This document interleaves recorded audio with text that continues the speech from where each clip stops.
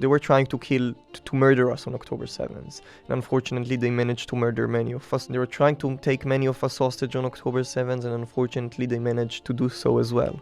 But they were also trying to exterminate the Jewish and Israeli spirit. And that's something they will never, ever be able to do.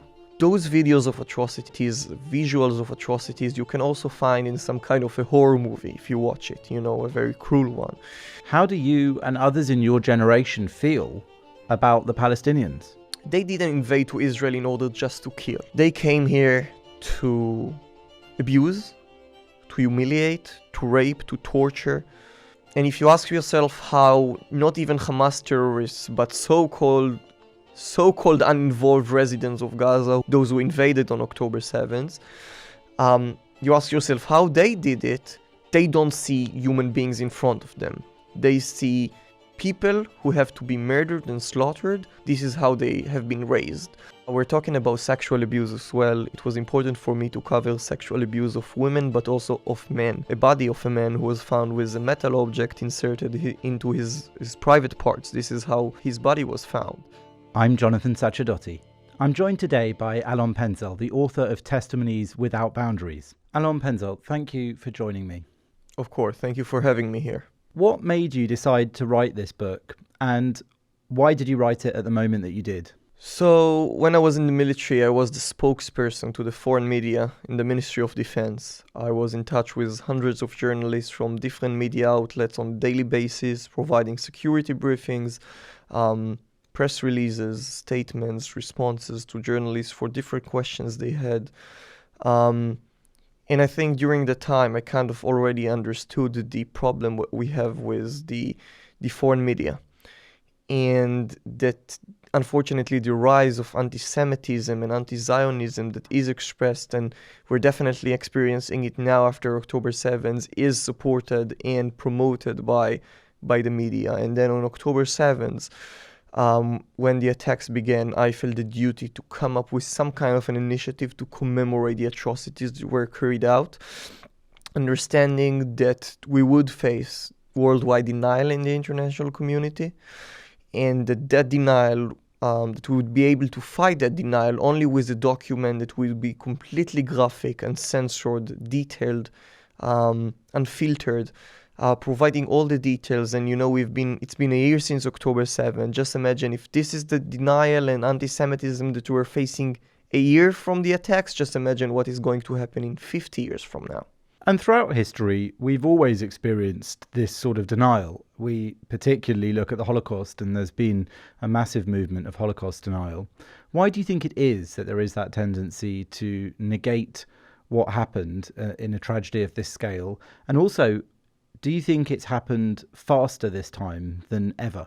So part of the reason I decided to write the book, and that's important you mentioned, I'm a grandson of a Holocaust survivor and who was born in Germany and escaped to China during the war. And I think there are some reasons why we're facing that denial. One of the reasons is that for people it is hard to comprehend that such atrocities are committed, that people, human beings, are actually capable of doing something that evil.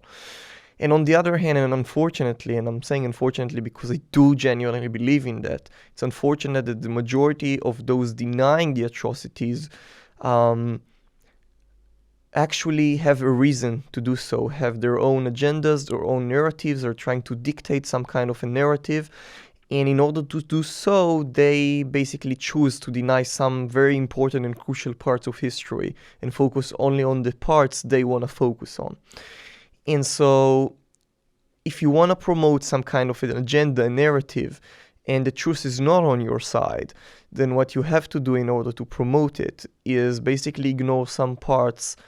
And this is where denial comes from. And I believe there are so many pro-Hamas supporters, either here in the UK, in the US, and in other parts around the world, who believe that October 7th and obviously the Holocaust and Israel's legitimacy to self-defense and to basically its existence, to fight for its sovereignty, what they do is basically denying those atrocities that were committed, those genocide that occurred to the Jewish people for generations, in order to promote their own agendas, their own narratives. So do you think it's deliberate on their part, or do you think in a way they convince themselves that actually these things didn't happen?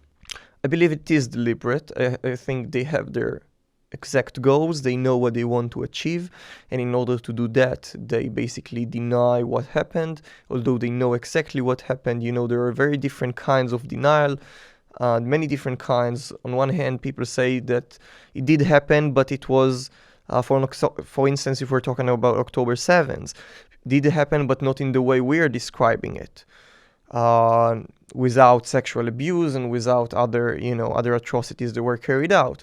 There are other people who say that it did happen, but it was Israel that premeditated it in order to get some kind of a justification to commit genocide in Gaza. These are also allegations and accusations that I've heard. And the third part is people who just simply say that it never happened at all. And although October 7th was probably the most documented massacre in the history of humanity, the worldwide denial that we're facing, specifically, particularly in regard to October 7th, is so huge, and this is the reason why we need such a book and other initiatives to commemorate the testimonies of our brothers and sisters who were murdered, but also the atrocities that were carried out in a very specific and elaborated way, because otherwise the denial will just keep going. And in fact, they've worked very hard, I think, to deny some of it. As you say, it was so well documented, not just perhaps one of the most documented, but the most documented in real time.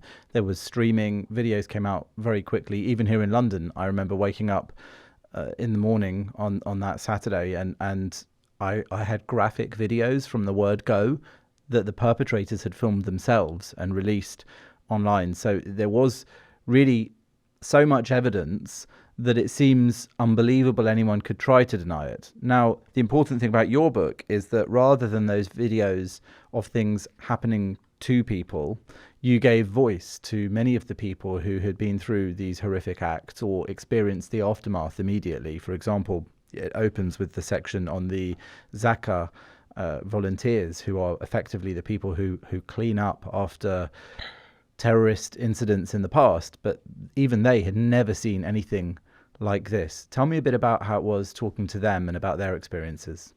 So indeed, my purpose, my goal was to cover as many aspects of October 7th as possible. There are thousands of people you can reach out to, and the question here, where do you start and where is it over? Where do you publish the book? And I was trying to cover as many aspects as possible. Zaka volunteers, as you mentioned, the recovery forces, the medical forces, Nova survivors, atrocities that were committed to children and elderly, from the deadly roads to the kibbutzim, to the party, atrocities that were committed to foreign employees even, showing that the attack wasn't an attack only against Israel and the Jewish people, but an attack against humanity, and that also the fight against Hamas is basically an international fight against terrorism. Talking to those people, the first challenge, I guess, was making them to even, come and talk to me, convince them, persuade them of the importance and significance of actually sitting down and speaking of the wars that they have just seen. Obviously, not from a judgmental point of view. It was very hard to get them to talk about the wars that they had just seen. But I guess that the more challenging part, you were already in a conversation with one of them. They tell you about what they had seen, but they don't share with you the elaborated, specified details of it. And you have to look to them in the eyes and asking sometimes very insensitive questions that are very challenging to ask, such as, please tell me about, not only, tell me about the fact that there were atrocities. We know that there were atrocities. We know that there were bodies on the ground. Tell me about the specifics. How did the body look like? How was the family found? How many family members were in that house? If each family member was tortured in a different way, please tell me about that. Was the child murdered in this way or the other? And talking to those people, having to ask them those questions is not easy. You sit in front of them, you have lots of respect and gratitude for the work they have just done for you. And on the other hand, you understand that unless you insist and unless you keep insisting in order to make them talk, you won't have that information. And sometimes they scream at you, and sometimes they cry in the middle, and sometimes they decide to stop the conversation, and once you try to reach out to them again and continue it from, in a different day, they simply ignore you because didn't like the question you asked, but one of the most moving moments for me was on the anniversary of October 7th, just a month ago. One of the Zaka volunteers reached out to me and said, "Thank you, Alon, for keeping to insist to make me talk, although I didn't want to, because if you hadn't done that, those testimonies would have never been out, because today I don't want to talk about it anymore." So I felt like it was perhaps insensitive, but it was my duty to commemorate and document what happened, to document history. And so I had to basically prioritize, as hard as it is to say, the commemoration part, rather, over being sensitive towards those people. And sometimes I felt it was too much, and yet I had to do it. Now, your presence is actually there in the book quite a lot, which is really interesting to me, because you mention how you had to draw some of these details out, or your thoughts as you were being told what you were being told. What made you make that decision, that you felt that it was important to explain really what you've just said to me, which is the process that you had to go through in order to draw out some of the detail, sometimes in a sensitive way, sometimes, as you put it, less sensitively, in order to get the truth, the historical facts out in the cold light of day so that people can see them. Denial is harder. Of course, there are those who will deny even first-hand witnesses' testimony, but I think that certain bad actors aren't necessarily who you're aiming at. But what made you make that key decision that your voice was one that needed to be visibly interacting with them in the book? I think we have so many initiatives about October 7th, but there has to be also some kind of a personal and emotional connection to the atrocities. There are movies, and unfortunately, as you said, Hamas terrorists themselves documented the massacre with videos, etc. But those videos of atrocities, visuals of atrocities, you can also find in some kind of a horror movie if you watch it, a very cruel one. But unless you have that emotional connection, and unless you describe that interaction that you have with those giving you the testimonies, there is no, I believe, some emotional connection and emotional context.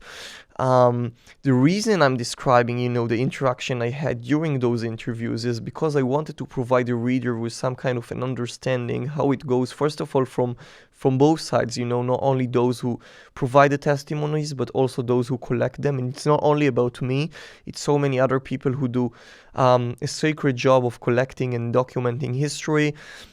The medical forces who have to be exposed to the atrocities, the recovery forces, Zaka, who had to see the bodies. I wanted to convey that message that those who were scarred from October 7th, and unfortunately we will be scarred from it to the rest of our lives, are not only those who were there on the ground, but also those who came after. Not only me as the one documenting it, but the recovery forces and the medical forces and the security forces and the soldiers. And it is important to mention it because not only the victims and their families and the survivors experience October 7th, but also those who came after the aftermath. And those should be honored as well, such as I said, the security forces and the medical forces, etc. And I wanted to convey that message and, as I said, provide some kind of an emotional context that was important for me. And in a way, actually, that touches on an interesting idea. You mentioned that you're the grandchild of Holocaust survivor.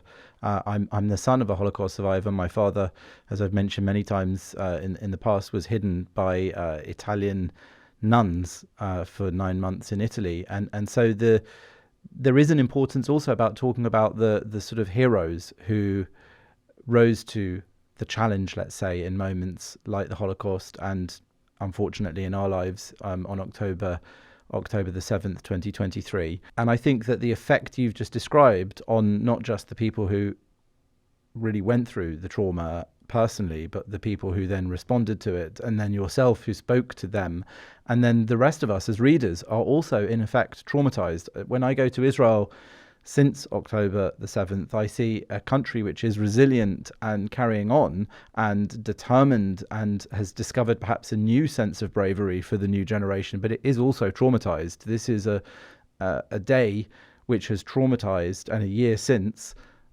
I think, all Israelis, if not all Jews around the world. And I think that in a way, that's one of the reasons why the book is so important, because it brings it back to ground zero. It is shocking still to this day when you hear these details and you read them in the book, and I hear you talk about them now. And I think you're right that they talk to something more than just numbers of people kidnapped or killed or abused. They talk to also the nature of it. And that's what's so important about these testimonies, is that they explain not how many suffered, but how they suffered. And of course, they continue to suffer as a result of these experiences, those who survived. What does it make you think? You're a young Israeli, 23 years old, and you really grew up in an era, let's say, that was post-Oslo, post-Intifada. In a way, you were one of the luckier generations of Israelis until now not to have experienced some of the worst horrors that the state had been through. And now you experienced this, and you went and experienced it up close and personal in immense detail. How does it make you and your contemporaries feel? What's your feeling towards the state itself, and what's your feeling towards your neighbours, towards these Palestinian terrorists who burst over the border? As you say, it wasn't just Hamas. There were plenty of people who looked like ordinary civilians in sandals and regular civilian clothing who looted, kidnapped, killed and raped themselves. October 7th was shocking for me. It was shocking in the scale that it happened. It was shocking in terms of how many people were murdered, of the failure of the people of Israel, and I was in the military, so obviously it was shocking for me to see how huge the failure was, the extent of the damage, and also the cruelty that occurred. And as you said, unfortunately, and I wish I didn't have to say that, but it did happen, so-called ordinary residents of Gaza Strip who weren't officially Hamas, who weren't wearing Hamas uniform, who weren't part of the so-called terrorists, of the terrorist organization, who weren't so-called like official terrorists, decided to take the opportunity, invade Israel, and commit atrocities. It changes your perspectives not only regarding the conflict, but also regarding humanity and the extent of evil that people can reach.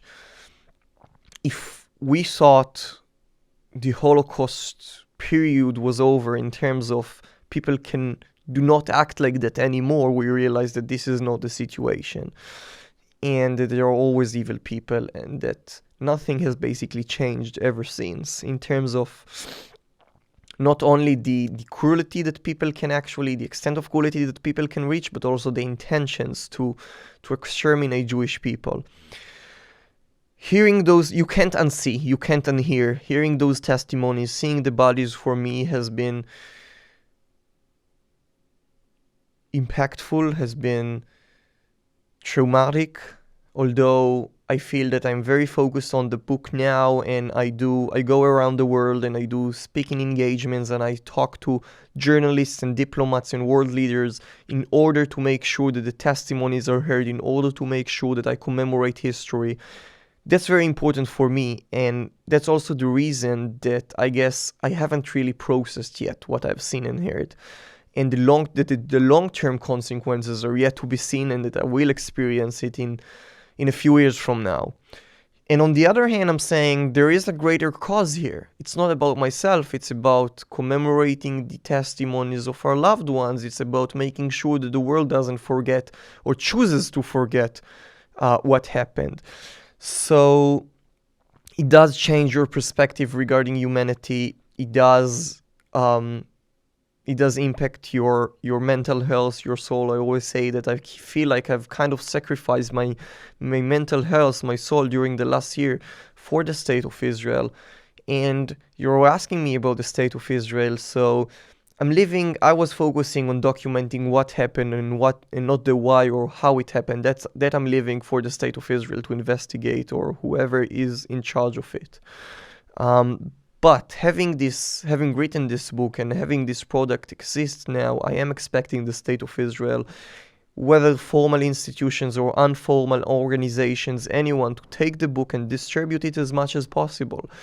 This is not only an individual mission of mine, this is a collective, not even a national, but international mission, duty of every human being, rational human being, to take this book and distribute it as much as possible. out of the understanding that we don't have any other choice. If we don't do it, no one else will. And this is my expectation from the State of Israel now, not focusing on what happened on October 7th. This I'm leaving for someone else to investigate. From now on, we have to make sure we commemorate it. And I'm expecting everyone to take part in that commemoration process. And personally for you, having heard so much detail and from those who saw it, what was done, what those people did to Israelis and non-Israelis, Jews, non-Jews, indiscriminately on that day, how do you and others in your generation feel about the Palestinians? I think it's not only the Palestinians, I think it's also the rest of the international community. You know, we just saw what happened in Amsterdam, right? And on one hand, I can say this is incomprehensible for me to see what's happening. And on the other hand, I would say it's probably not too surprising, because this is the extent of antisemitism that we reached.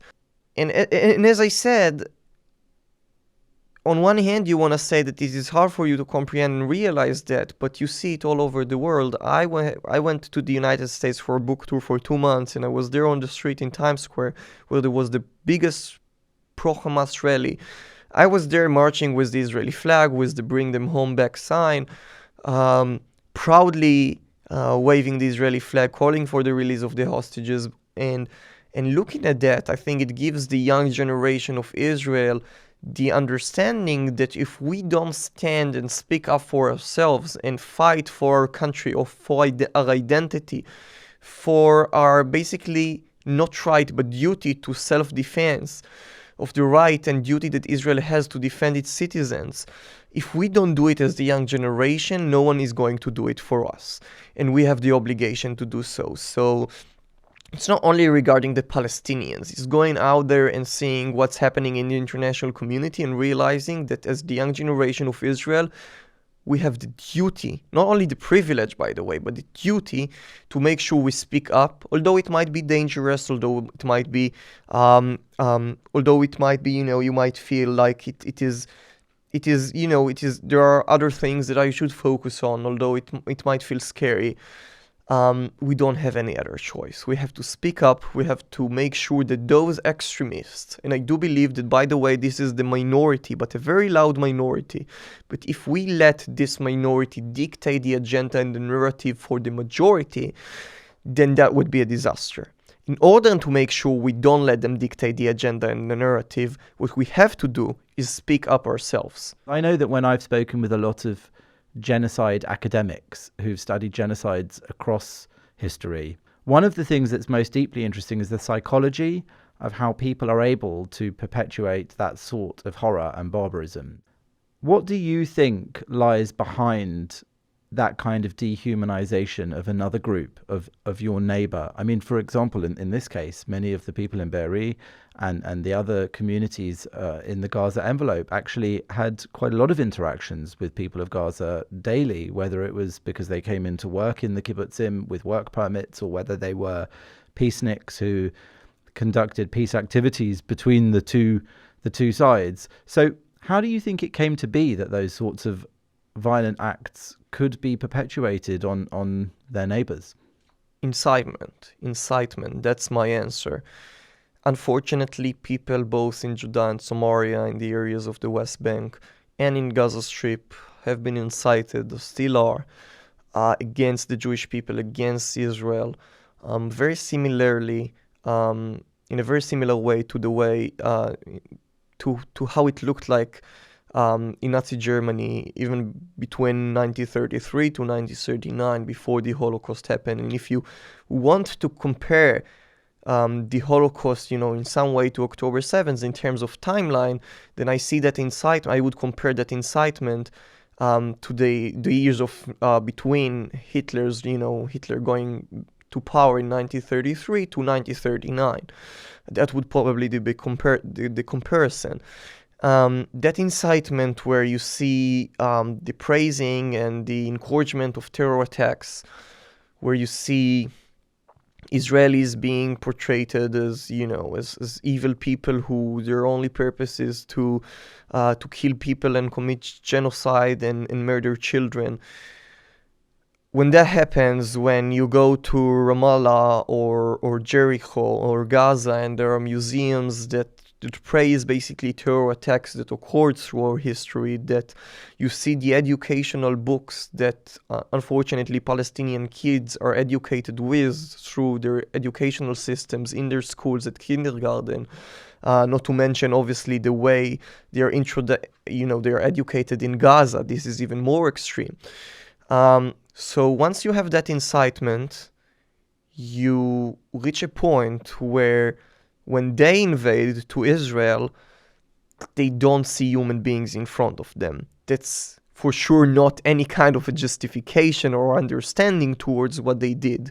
But if I have to give any kind of an explanation to how so-called a human being can do something like that to another human being, is that human being, that I'm, by the way, not calling them human beings, I'm calling them, of course, not animals, because animals would be insulted, but monsters or whatever it is, they don't see human beings in front of them. They see people who have to be murdered and slaughtered because this is how they have been educated. This is how they have been raised. If you ask yourself how the Nazis did what they did during the Holocaust, it is probably a consequence of years and years of incitement against the Jewish people. And if you ask yourself how not even Hamas terrorists, but so-called uninvolved residents of Gaza, who we now realize how involved they were, those who invaded on October 7th, you ask yourself how they did it, is probably the same reason. Years of incitement against the Jewish people, against Israelis, dehumanization that is probably hard for us to comprehend, how you can dehumanize a person to the extent where you take a knife and stab a little child or a baby in his bed. But I guess the answer is incitement. This is how it happened. And how do you see that being undone then? Because, I mean, it's happened at other times in history. You've referenced the Holocaust. I mean, it's happened in...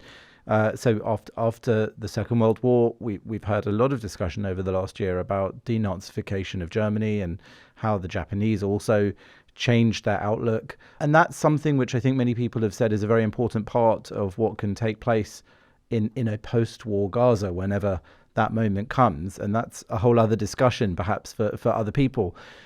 But I do wonder if you yourself, having really peered into the depths of this event, feel that that's possible. Can such people who've been indoctrinated in that way for so long, in your opinion, change? Is it possible through one generation, two generations? Do you think it's possible that a book like yours, which explains the damage and hurt and injury that incitement provoked, could be part of that journey that might help people to change? I mean, certainly in the Middle East, I would say there are plenty of countries that in the last few years have shown they actually have time for a region with Jews and Arabs living and working together, Muslims and Jews, building a brighter future for the region. And yet there are so many who don't. What's your hope? So that's one of the reasons, by the way, that I'm hoping to translate the book to Arabic and Farsi as soon as possible. It has already been translated to Spanish and French and Portuguese and Chinese. English, of course.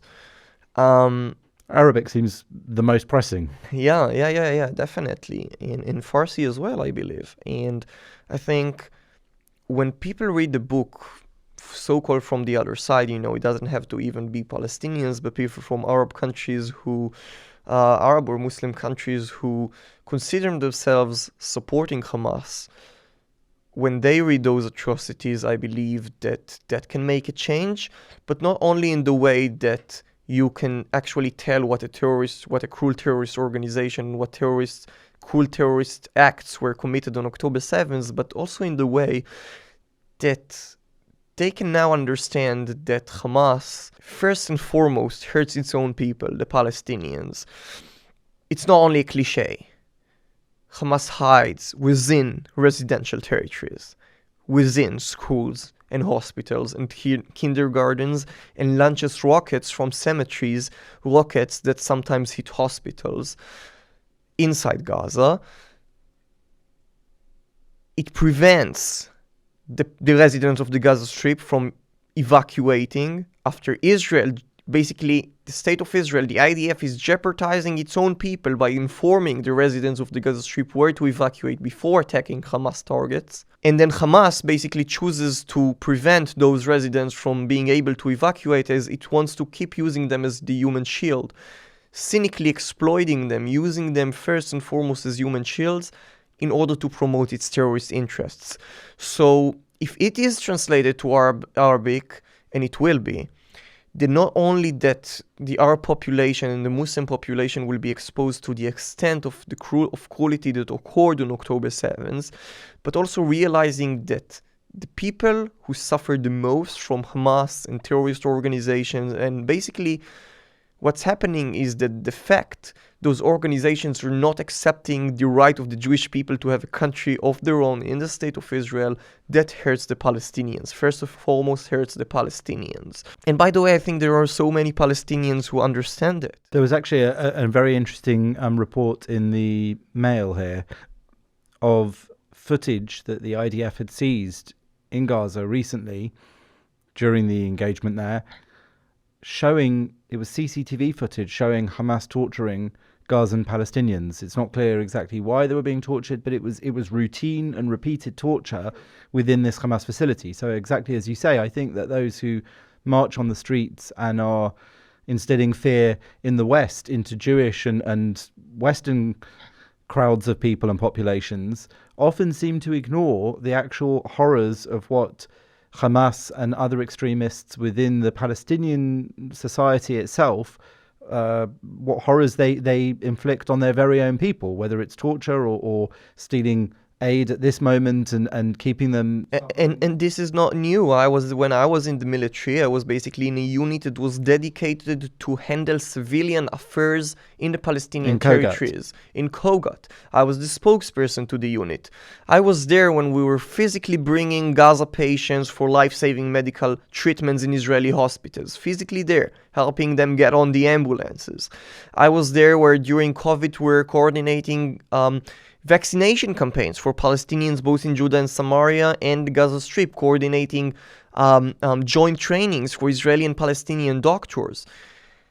And I also was there where during the Guardian of the World's operation in May 2021, tourists were bringing, during the operation, we were coordinating the entry of humanitarian assistance and aid to the people of the Gaza Strip through the Kerem Shalom crossing, basically providing the Gaza Strip with humanitarian assistance through the commercial crossing. It's even more actually unusual that even now during the war, that Israel has engaged in a massive polio vaccination. Absolutely, enterprise. But what was happening, well, while we were transferring that humanitarian assistance via trucks, the terrorist organizations in Gaza were targeting specifically those trucks carrying humanitarian assistance for the people of Gaza. This is before October the 7th.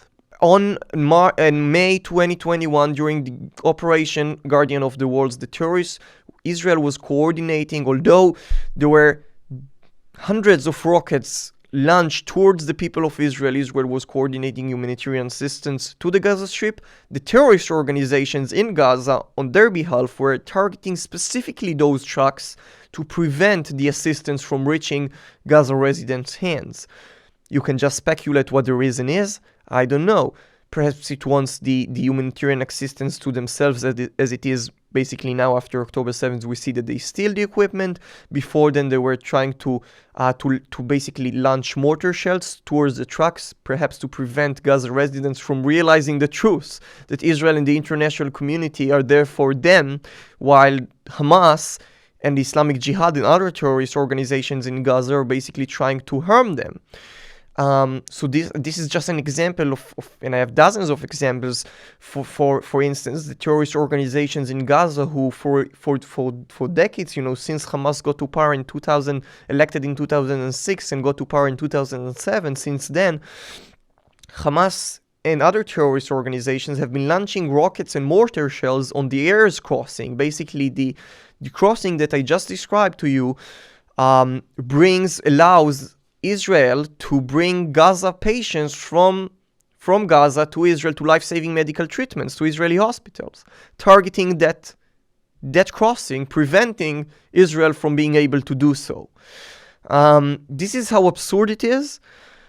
And on the other hand, I would say, and I would even reach out, very honestly to the Gaza residents on the other side and tell them, very honestly, very genuinely, Hamas is first and foremost hurting and using you. Is first and foremost using you as human shields. Is killing your own children.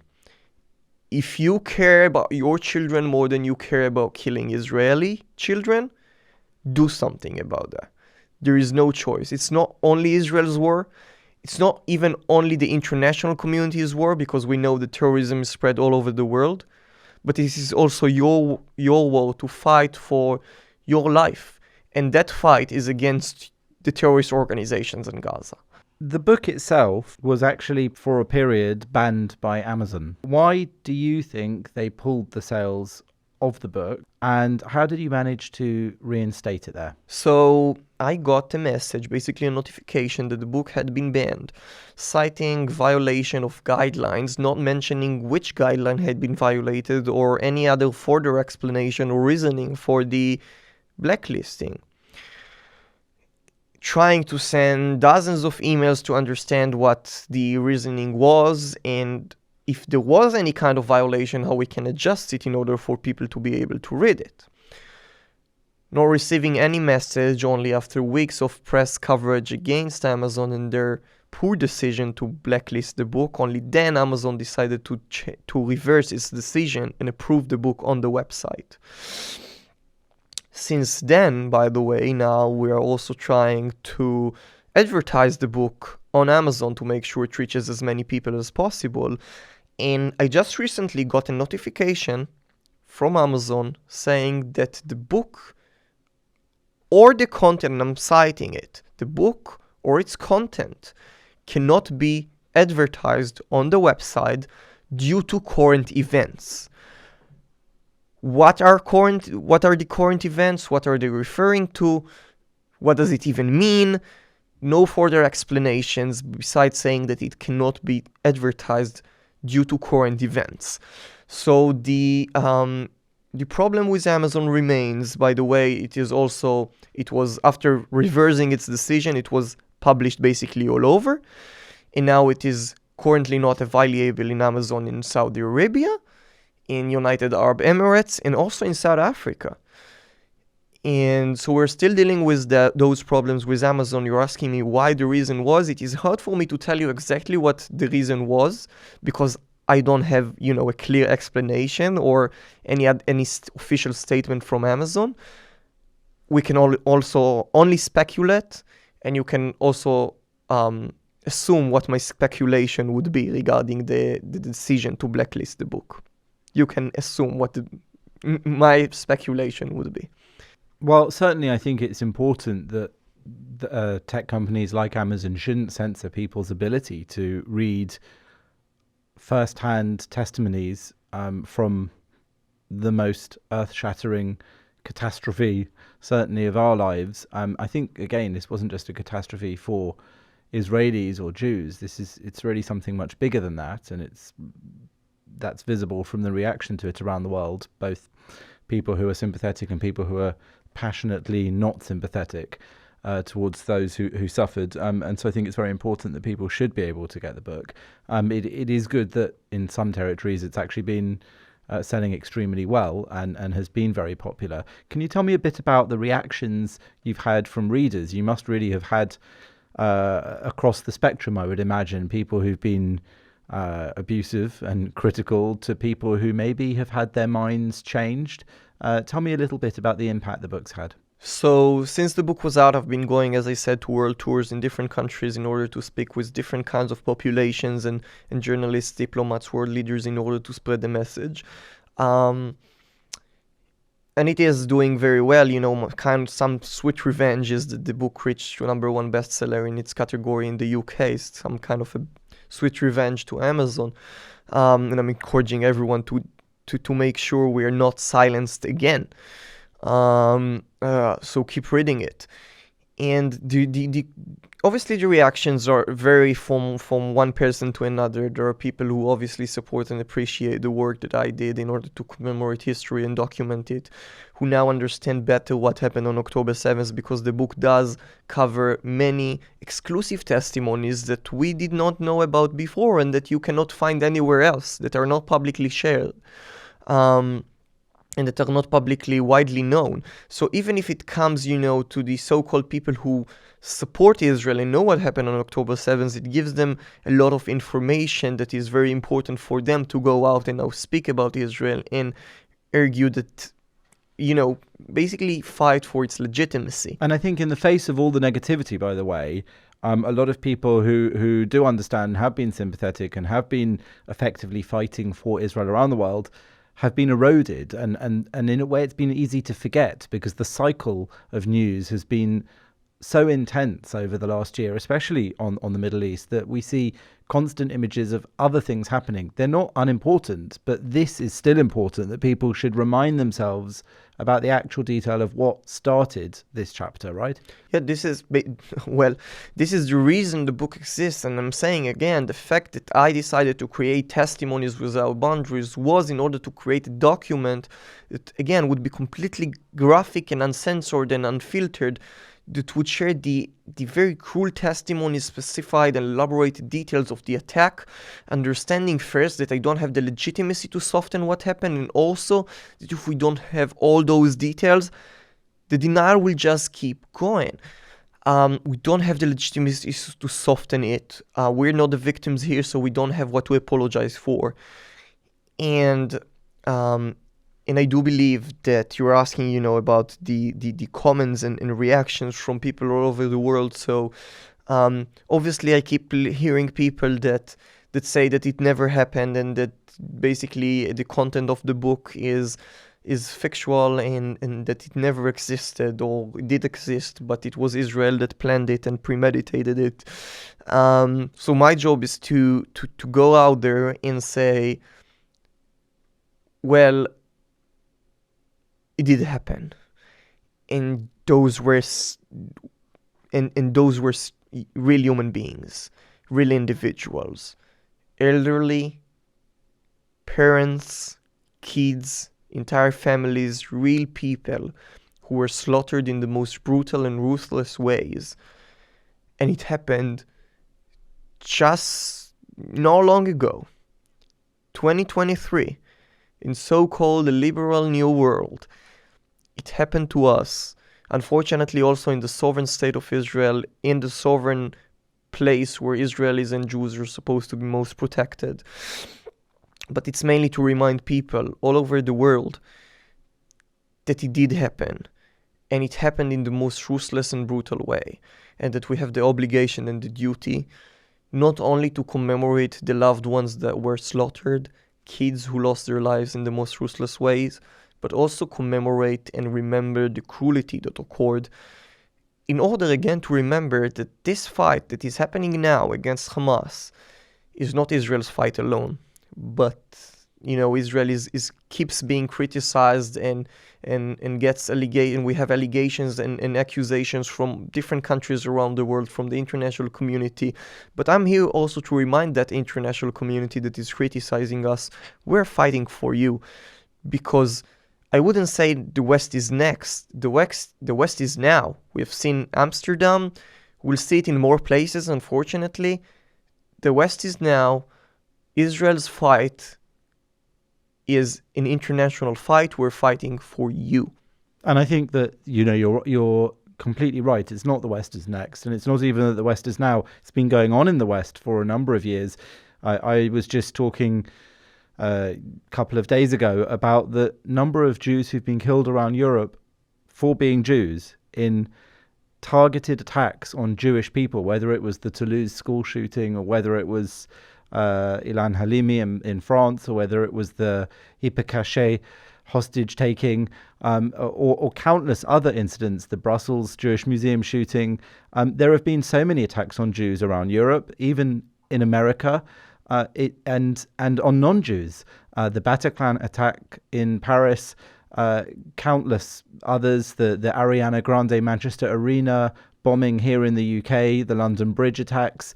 Jihadism, extremist Islam, is not just against Jewish people, and it's not just targeting Jewish people, and it's not that the rest of us are next. The rest of us are absolutely right now. So I think it's a very powerful and important message. And as we're coming to a close, I just want to talk about chapter 3 in the book, because I think to me it's an interesting one. You are a young man who has taken on a very, very challenging role, and much respect to you for doing that. The Nova chapter for me is an important one because these people were predominantly your age. These were your contemporaries in Israel, and you spoke to people who went to a music festival which really was a celebration of love and music And peace. And those people went through something which is unthinkable to the rest of us, and yet we must all think of it. So let's talk a little bit about the testimonies in chapter 3 from Nova survivors. And one of the things I like that you've done in the book and how it's presented is actually you've put some of these quotes pulled out on every few pages, which are actually just, even on their own, quite chilling, and they draw you into the chapters to read them more. I think you've written the book in a way that communicates it to a younger generation as well, and maybe that's one of the reasons why you are, despite your relative youth, exactly the right sort of person to try to communicate these messages. I mean, I'll read out a couple of them if I may, and we can talk about those people that told them to you.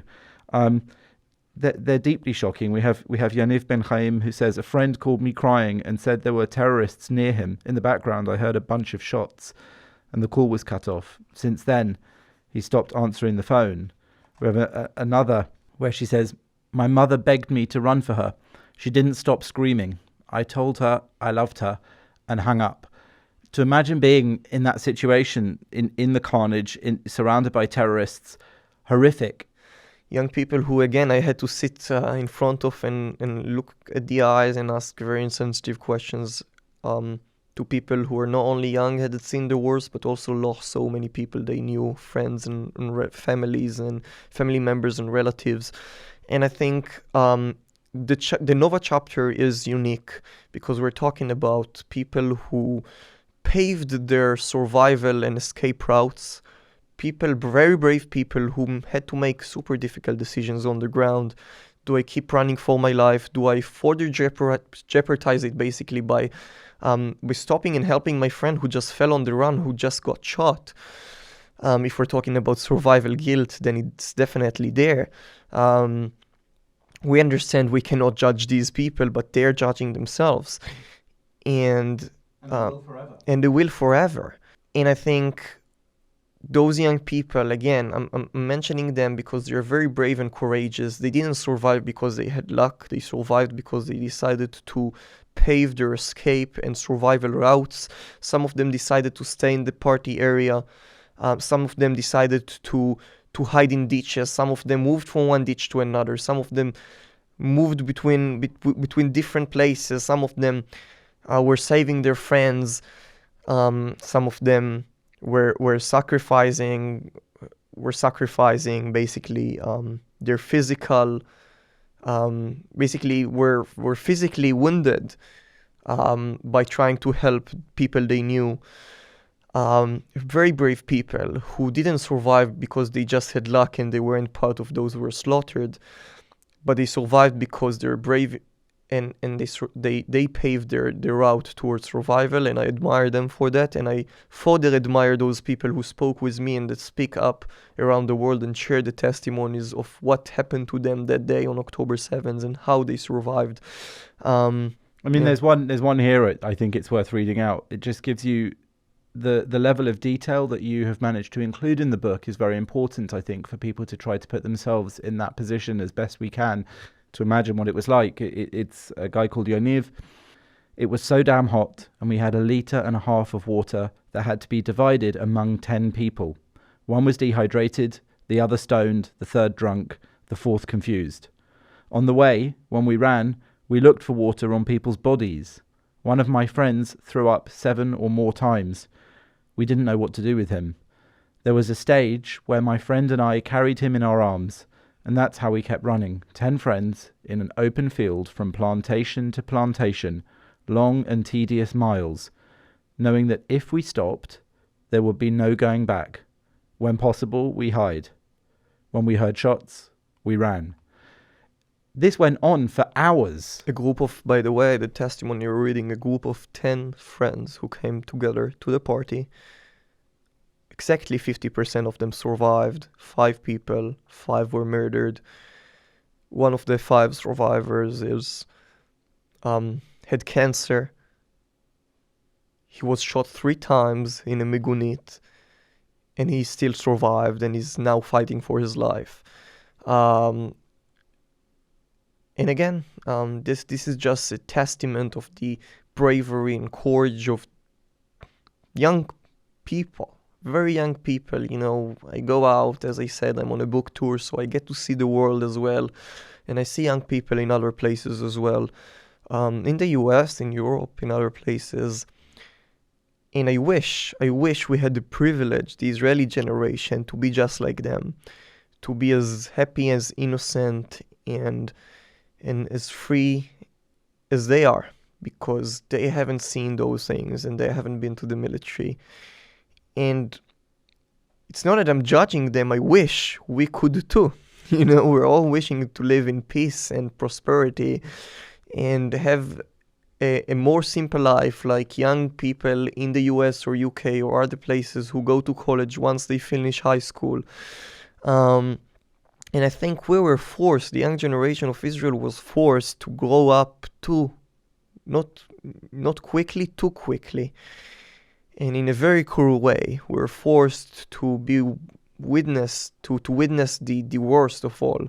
And that will stay with the young generation, with those people who experienced Nova, with those who were in the kibbutzim, with the soldiers who, we say soldiers, so it sounds, very professional and very mature. We're talking about 18-year-old people. I have a neighbor who's still being held captive in Gaza. He is 19. His name is Matan. He's a soldier, but he's 19. He's 19. Just imagine if I'm speaking to the parents who are watching us right now. 19. What is 19? If your child is 19, we're talking about children. Even if they're even if they're wearing uniform, they're still children. And unfortunately, I believe that the young generation of Israel was forced to grow up too quickly. Well, it's had a profound effect on the young generation of Israel, also on the older generation, I think, on all of us around the world. And so for that, we're very grateful for people like you who've undertaken this really difficult but important work. And in a way, I'm sure it will be your life work to keep doing it, because testimony is one of the ways in which we keep these things alive, so that people remember their purpose, remember this unity that Israel and many Jews around the world and non-Jews have felt in response to this. And that's why this is a very important book. Do try to get your own copy. Testimonies Without Boundaries, Israel, October the 7th, 2023, by Alon Penzel. Alon, thank you for joining me. We end just by saying you mentioned your friend who is still hostage in Gaza. May all the hostages be brought back swiftly, as soon as possible, in, please God, as many alive and in good health as possible, and be reunited with their loved ones. And thank you again for talking with me and for doing all that you're doing. Of course, I'll say, bring them back home now. They were trying to, as I said, they were trying to exterminate. They were trying to to murder us on October 7th. And unfortunately, they managed to murder many of us. They were trying to take many of us hostage on October 7th, and unfortunately, they managed to do so as well. But they were also trying to exterminate the Jewish and Israeli spirit. And that's something they will never, ever be able to do. Alon Penzel, thank you. Thank you.